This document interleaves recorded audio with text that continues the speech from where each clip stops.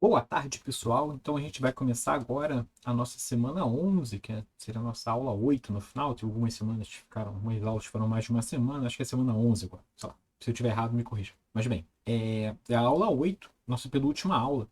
E nessa aula eu quero falar para vocês de modelos alternativos para o estudo de metabolismo de lipídio. Então, durante todas as aulas que eu falei para vocês, dei muitos exemplos de estudos feitos em camundongos, em humanos, em mamíferos de modo geral, certo? Falando desde a absorção de lipídios e metabolismo de colesterol e por aí vai, tá?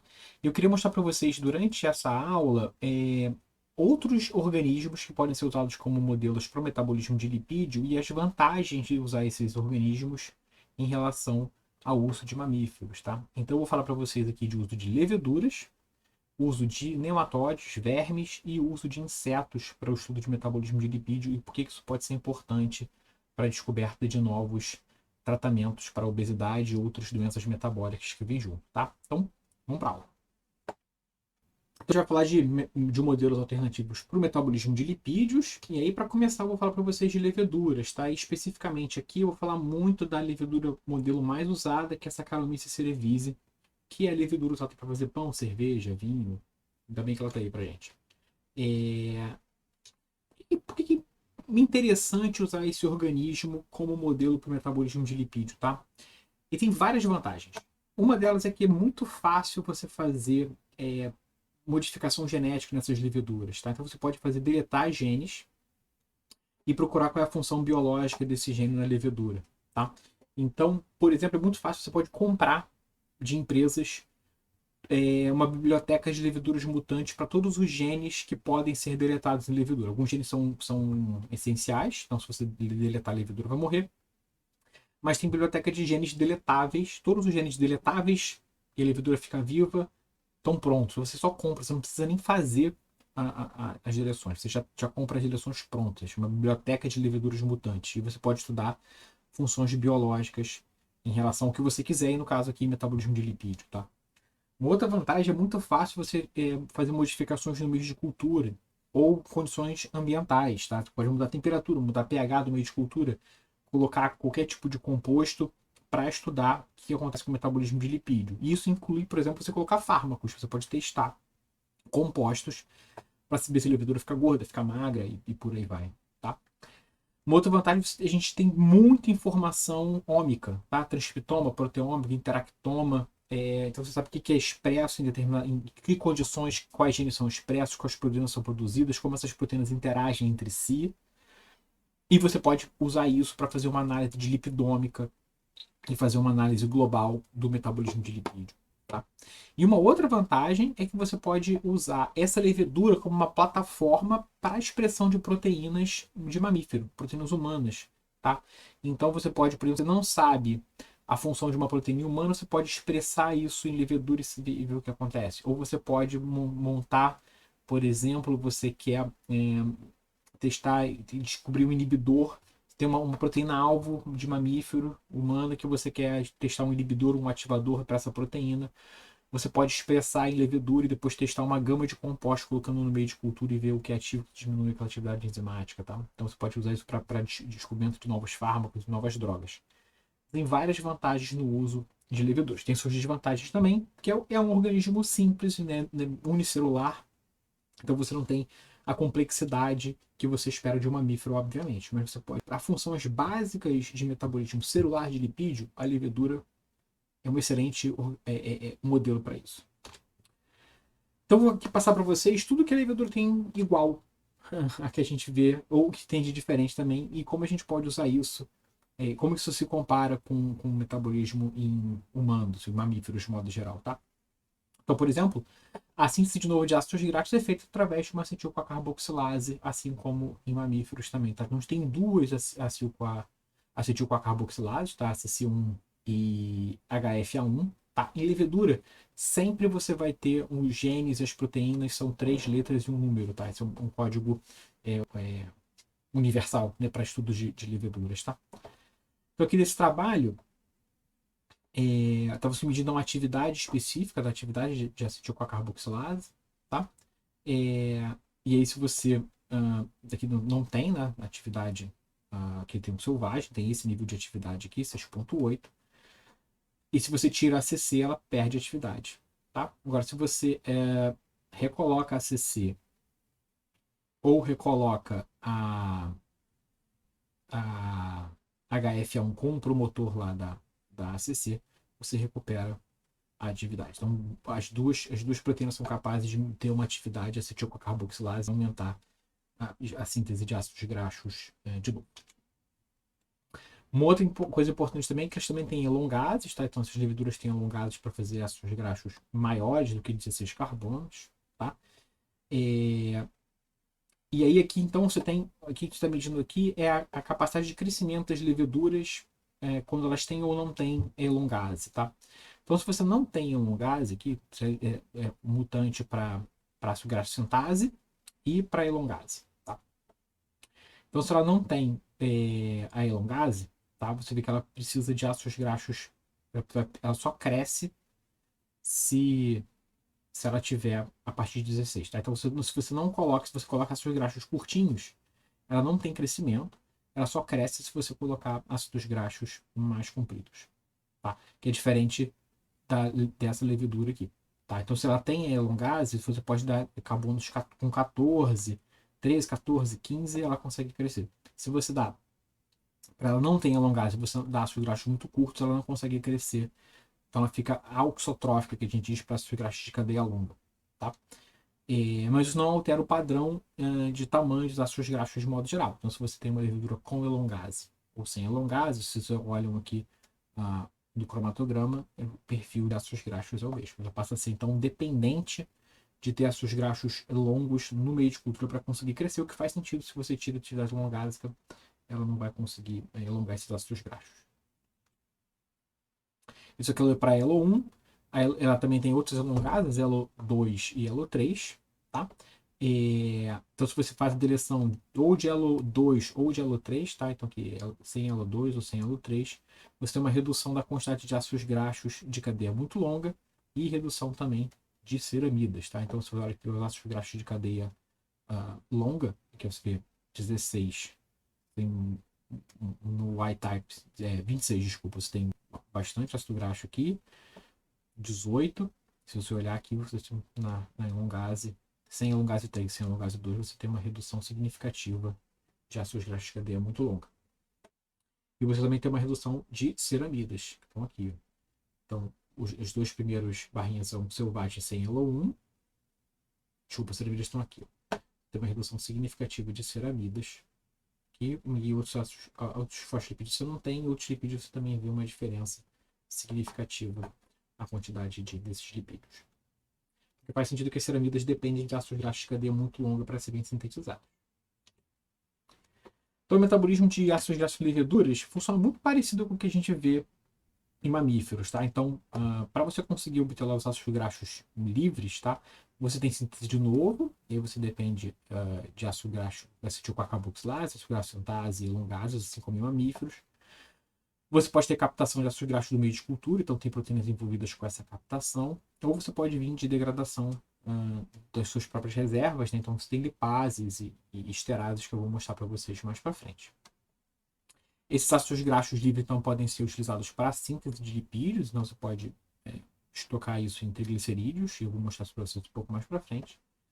Podem ser degradados por oxidação, e aí depende das proteínas chamadas FOX. Ou você pode sintetizar lipídios complexos, como fosfolipídios e ceramidas. Vou mostrar isso um pouquinho mais para frente para vocês. Esfingolipídios, né, de modo geral. A síntese de glicerolipídios, tá? Tem todas as vias aqui, então cada quadradinho desse aqui é um composto e cada setinha representa uma enzima. Mas o que é interessante é que a síntese de triglicerídeos ela acontece por uma via que é muito parecida com a nossa, tá? Que é de via do glicerol trisfosfato. Você tem glicerol trisfosfato aqui, gera ácido lisofosfatídico, diacilglicerol e triacilglicerol, igualzinho a gente tem na nossa via. Se vocês repararem, você não tem uma síntese de via de monoacilglicerol, tá? Então, o diacilglicerol vira monoacilglicerol, mas você não tem um caminho contrário, tá? Fosfolipídios são produzidos através da via de Kennedy, tá? Assim como de mamíferos também. tá? Então você pode fazer PE e PC, na mesma via que eu mostrei para vocês no início da aula. O ácido fosfatídico pode ser transformado então em CPD de acetilglicerol para síntese de fosfatidilcerina, fosfatidilglicerol, inositol, ou ceramidas e por aí vai. Tá? Então é muito. O metabolismo básico de glicerolipídios é basicamente igual ao que a gente vê com os nossos mamíferos. Então, para falar começando assim pela síntese de triacilglicerol, um exemplo que eu vou dar para vocês são essas duas enzimas, tá? Glicerol-quinase e ácido fosfatídico fosfatase, que elas fazem reações contrárias, tá? Então, a diacilglicerol-quinase fosforila o diacilglicerol de volta para ácido fosfatídico e o ácido fosfatídico fosfatase tira o fosfato do ácido fosfatídico que transforma em diacilglicerol, tá? Então, o que acontece se eu deletar a diacilglicerol-quinase, tá? Nessa levedura? A primeira coisa que eu vejo é uma redução do crescimento na presença de um inibidor da síntese de ácidos graxos. Então, se eu olho aqui, ó, a bolinha selvagem, o quadradinho é sem diacilglicerol-quinase. Na ausência de inibidor, elas crescem alta, que eu estou medindo o crescimento da levedura no meio, tá? Mas eu tenho um inibidor da síntese de ácidos graxos. Eu vejo que o selvagem cresce menos comparado com o sem inibidor, mas o sem diacilglicerol-quinase cresce bem menos. Tá? Então tem uma redução significativa do crescimento na presença desse inibidor. E eu tenho um problema na lipólise. Tá? Então aqui eu estou olhando a quantidade de triglicerídeos, tá? E depois de um tempo que eu deixo a levedura fazendo lipólise. Então eu vejo que com o selvagem, na presença do inibidor, como eu estou inibindo a síntese de lipídio, ele acaba tendo que fazer mais lipólise para conseguir usar esses ácidos graxos. Então ele gasta mais das suas reservas, mas isso não, a lipólise fica basicamente impedida quando eu tenho uma deleção da glicerol-quinase. Tá?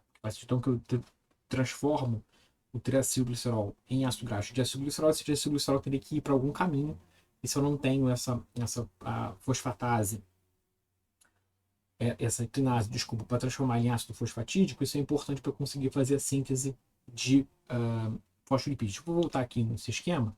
Então, essa enzima está aqui nessa etapa aqui. Ó. Então, quando eu tenho a lipólise, o triacilglicerol vira ácido graxo e diacilglicerol.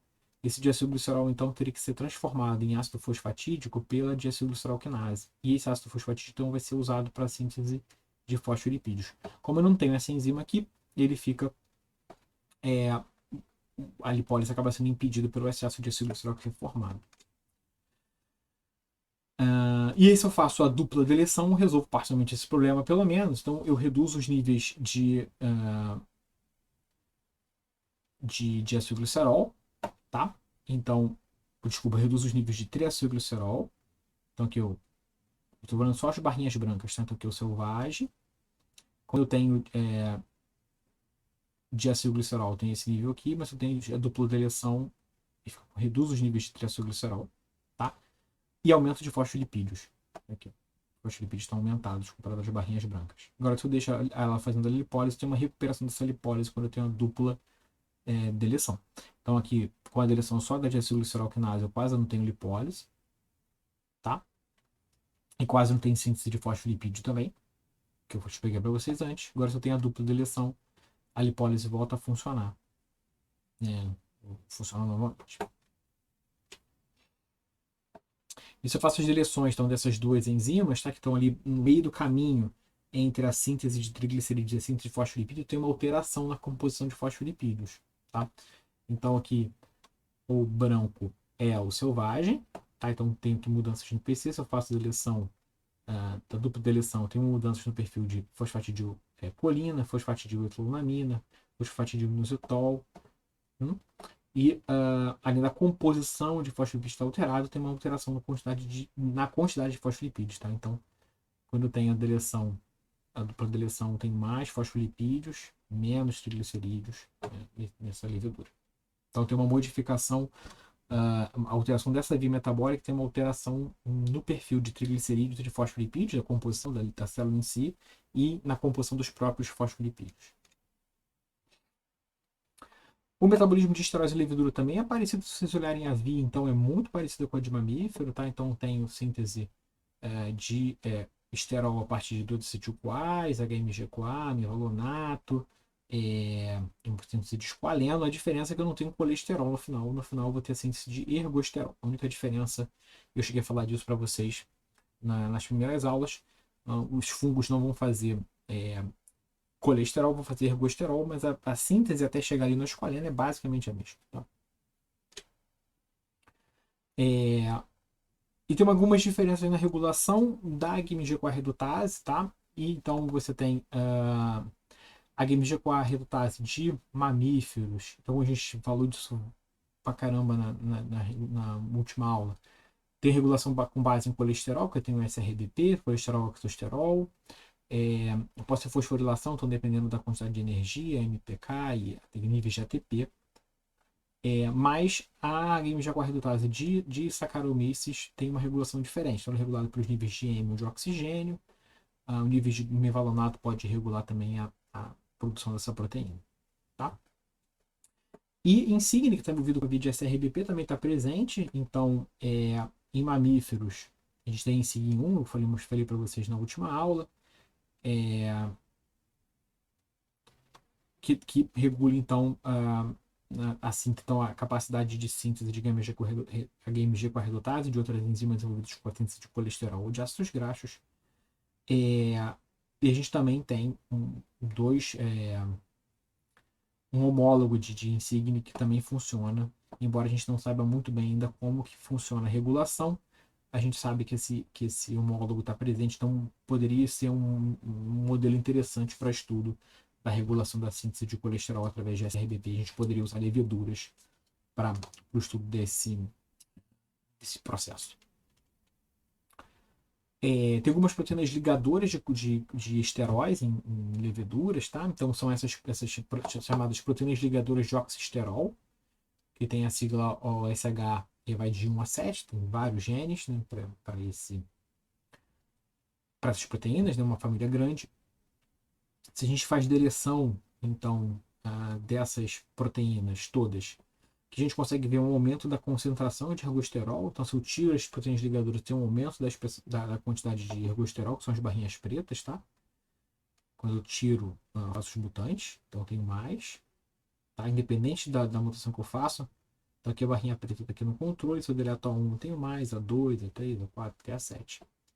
E como eu tenho um aumento da concentração de ergosterol de modo geral, eu tenho um aumento da resistência dessas leveduras a inibidores da síntese de esterol, porque ela já tem mais esterol, então ela depende menos da sua própria síntese.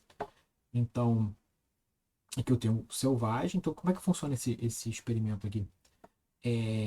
Eu tenho diluição seriada das leveduras, tá? Então, normalmente diluição seriada de 10, então eu tenho aqui uma levedura que eu tenho 10 vezes menos, 100 vezes menos, 1000 vezes menos, 10 mil vezes menos, 100 mil vezes menos, por exemplo, a leveduras do que no início.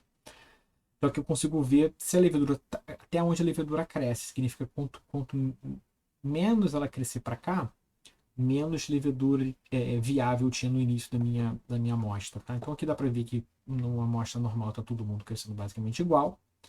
Agora, se eu coloco um inibidor de esterol, a levedura selvagem basicamente não cresce, mas as mutâncias que têm mais esterol, elas são mais resistentes, esses inibidores crescem já um pouco mais. Eu tenho uma deleção de várias proteínas ligadoras de oxisterol ao mesmo tempo. Eu tenho uma levedura que é bastante resistente a esses inibidores de esteróis que normalmente são usados como antifúngicos.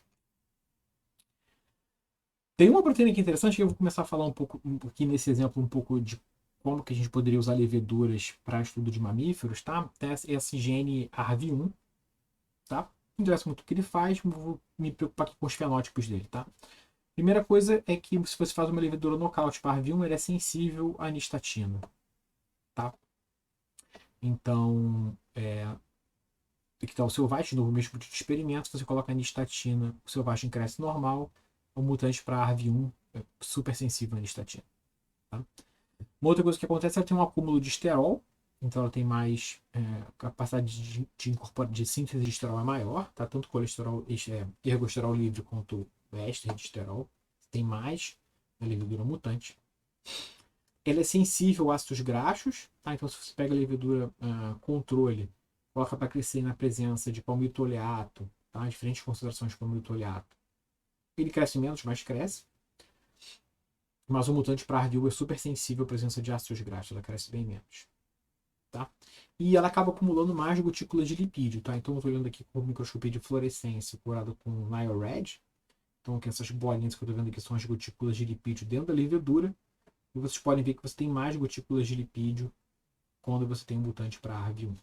Tá? O que é interessante? Essa ARV1 também está presente em humanos. Tá? Então, aqui está o ARV1 de levedura. E eu tenho, aqui da sequência, eu tenho esse gene presente em vermes, em plantas e em mamíferos também, em humanos. Tá?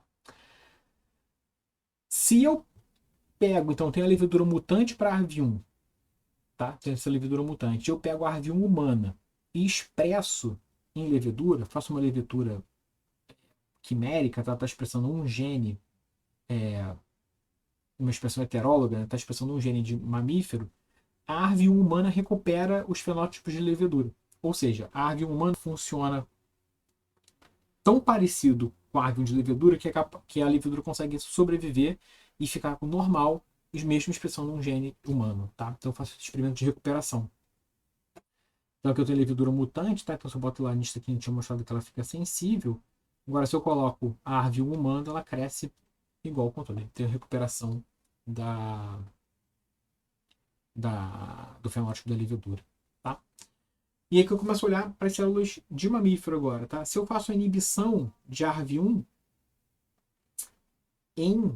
inibição da expressão da ARV1 em células de mamífero, essas células ficam mais sensíveis ao ácido graxo, igual as células de levedura mutantes para ARV1. Tá? Então, se eu começo aqui a quantidade de células apoptóticas em células que não estão expressando ARV1, eu tenho um aumento das células apoptóticas na presença de concentrações maiores de ácidos graxos. Tá? E eu tenho uma redução da síntese de triglicerídeos. Então, aqui, se eu tenho uma levedura mutante, uma célula de mamífero, com uma expressão reduzida de ARV1, eu tenho uma redução na síntese de triglicerídeos aqui. Tá? Por outro lado, se eu superexpresso ARV1 nessas células de mamífero, eu tenho um aumento da síntese de triglicerídeos e um acúmulo de triglicerídeos que vocês podem ver aqui pela marcação com oil red. Está em vermelho aqui, são os lipídios. Tem muito mais lipídio na célula com superexpressão do ARV1 do que na célula controle.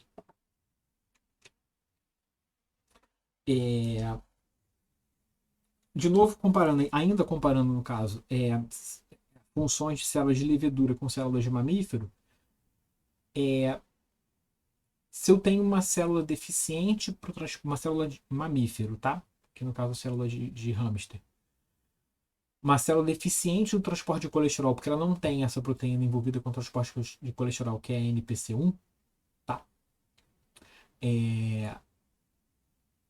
Essa célula, então, acaba que se eu tenho aqui a célula controle, eu tenho uma redução na capacidade de transporte de colesterol. Tá? Então, o transporte de colesterol aqui é menor. Vocês podem ver pelos valores aqui. Agora, se eu faço a expressão, pego essa célula e expresso a proteína homóloga de levedura, que é chamada de NCR1, ele é capaz de substituir a ausência de NPC1. Então, você volta a ter uma captação significativa de colesterol por essas células. Tá? Então, uma proteína envolvida com transporte de colesterol em levedura é capaz de recuperar a falta do seu ortólogo em mamíferos, mostrando que o metabolismo é muito parecido.